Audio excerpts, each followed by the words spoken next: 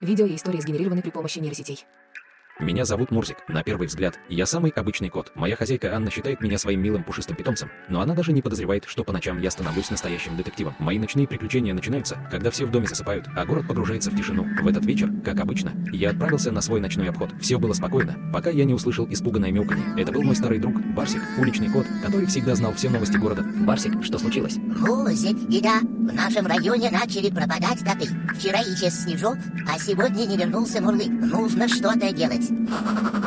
Ответил он, едва сдерживая дрожь в голосе. Я понимал, что это дело нужно расследовать. Пропавшие коты — не случайность, точка. Пойду посмотрю, что смогу найти. Твердо сказал я и отправился в сторону, где в последний раз видели Снежка.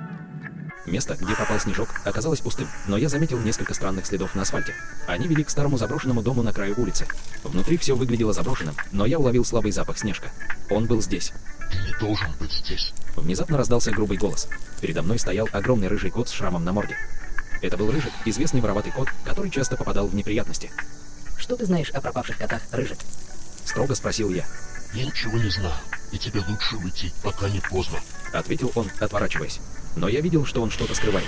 Решив не рисковать, я вернулся к Барсику, чтобы обсудить план. Встретившись с Барсиком в нашем тайном месте, я рассказал ему о Рыжике и следах.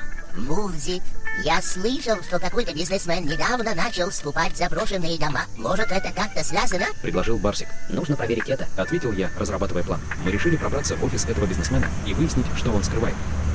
Ночью мы пробрались в офис бизнесмена. Внутри было тихо, только слабое жужжание компьютеров нарушало тишину. Барсик стоял на страже, пока я исследовал бумаги на столе. Внезапно я нашел документы, которые подтверждали, что бизнесмен использовал заброшенные дома для создания нелегальной лаборатории. Но что они там делали с котами? Мурзик, смотри. Прошептал Барсик, указывая на фотографию. На фото был Снежок, привязанный к столу. Это было доказательство, что котов использовали для каких-то экспериментов. Мы решили, что нужно освободить Снежка и других котов. Собрав команду из наших друзей, мы ворвались в лабораторию ночью. Это было опасно, но у нас не было другого выбора.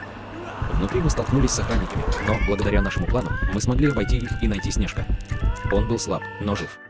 Мы должны остановить их навсегда. Решительно сказал я, и мы разрушили все приборы в лаборатории.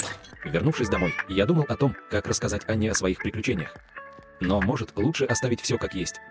Ведь главное, мы спасли наших друзей и разоблачили злодеев. Анна нежно погладила меня за ушком, и я почувствовал себя в безопасности.